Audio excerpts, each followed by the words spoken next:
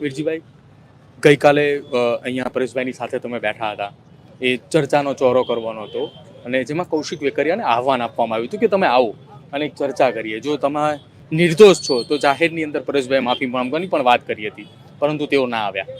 અને આજે આખી આ ઘટનાને લઈને નારી સ્વાભિમાન આંદોલનની શરૂઆત થઈ છે. શું કહેશો પહેલાં તો એને લઈને?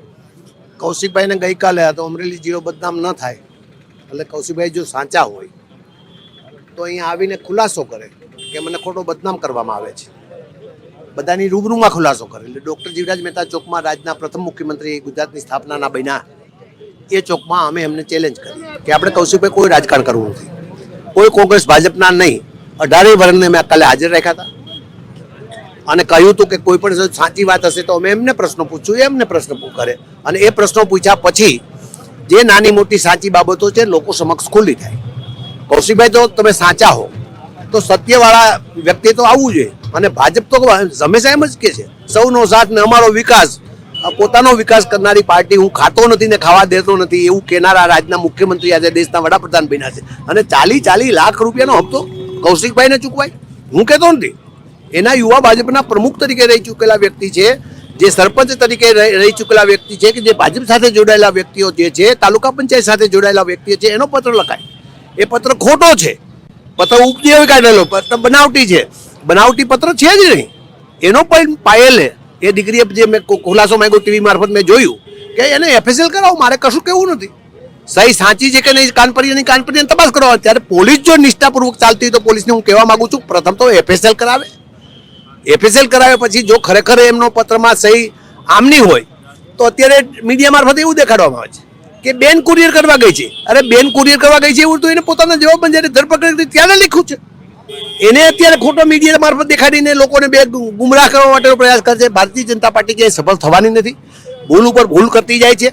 પોલીસ માત્ર એનો હાથો બની ગઈ છે. દીકરીને વળી પાછી પરમ દિવસે 8 વાગે ઉપાડી આવે અને એને મેડિકલ ચેક કરો. મેડિકલનું એવું કયું મારી પાસે હોસ્પિટલ પાસે કોઈ સાધન છે કે જે એને 5 દિવસ પહેલા એના પગમાં મારેલો પટ્ટો અત્યારે ખ્યાલ આવે?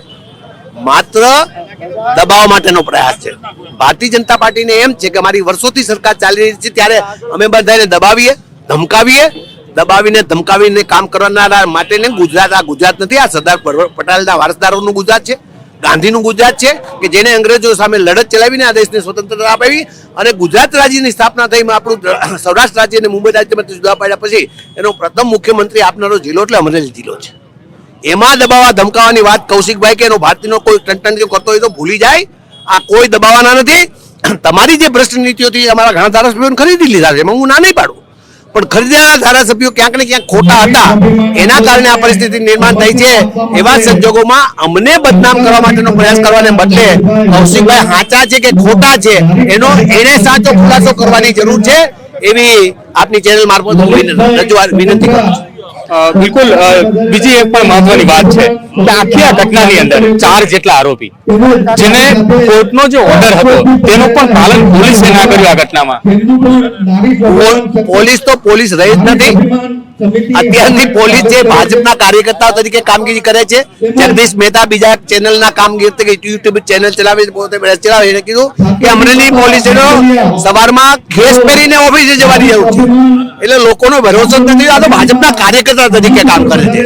અમરેલીમાં ડીએસપી, અત્યારના ડીએસપી નવા આવ્યા મારે કઈ કેવું નથી, પણ મોટા ભાજપના કન્વીનર હોય, મુખ્યમંત્રી આવે કે વડાપ્રધાન આવે, ભાજપના કાર્યકર્તા કામ કરવાનું નહીં. એના ડીડીઓ ડીએસપી ને તલાટી મંત્રીને બસ આપી દેવામાં આવે, અહીંથી માણસો લઈને આવો અને જે કામ કરતા નોકરી હતો કહેવામાં આવે ને આ પ્રમાણે પબ્લિક ભેગી કરી અને કામ કરનારી ભારતીય જનતા પાર્ટી છે. હવે હિન્દુસ્તાનની નહીં, ગુજરાતની પ્રજાને ઓળખી ગઈ છે.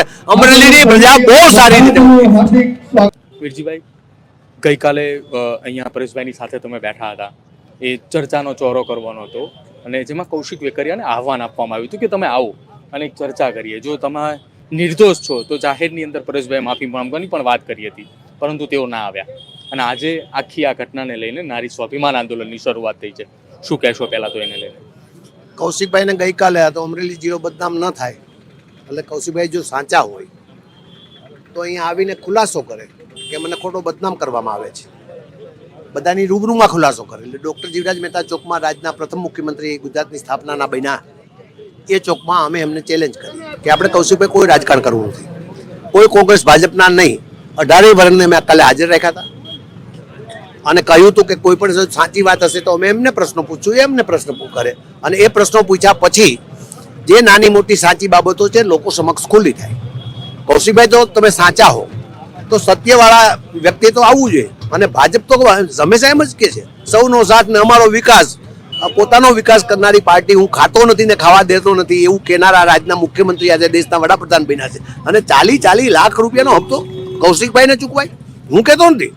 એના યુવા ભાજપના પ્રમુખ તરીકે રહી ચૂકેલા વ્યક્તિ છે, જે સરપંચ તરીકે રહી ચૂકેલા વ્યક્તિ છે, કે જે ભાજપ સાથે જોડાયેલા વ્યક્તિઓ જે છે, તાલુકા પંચાયત સાથે જોડાયેલા વ્યક્તિઓ છે, એનો પત્ર લખાય. એ પત્ર ખોટો છે, પત્ર ઉપજેવી કાઢેલો, પત્ર બનાવટી છે, બનાવટી પત્ર છે જ નહીં. એનો પણ પાયેલે એ દીકરીએ જે મેં ખુલાસો માંગ્યો ટીવી મારફત મેં જોયું કે એને FSL કરાવો, મારે કશું કેવું નથી. સહી સાચી છે કે નહીં કાનપરીની તપાસ કરવા. ત્યારે પોલીસ જો નિષ્ઠાપૂર્વક ચાલતી હોય તો પોલીસને હું કહેવા માંગુ છું પ્રથમ તો FSL કરાવે. FSL કરાવ્યા પછી જો ખરેખર એમનો પત્રમાં સહી આમની હોય તો અત્યારે મીડિયા મારફતે એવું દેખાડવામાં આવે છે કે બેન કુરિયર કરવા ગઈ છે. અરે બેન કુરિયર કરવા ગઈ છે એવું તો એને પોતાના જવાબમાં જ્યારે ધરપકડ કરી ત્યારે લખ્યું છે. એને અત્યારે ખોટો મીડિયા મારફત દેખાડીને લોકોને બે ગુમરાહ કરવા માટેનો પ્રયાસ કરે છે. ભારતીય જનતા પાર્ટી જે સફળ થવાની નથી, ભૂલ ઉપર ભૂલ કરતી જાય છે.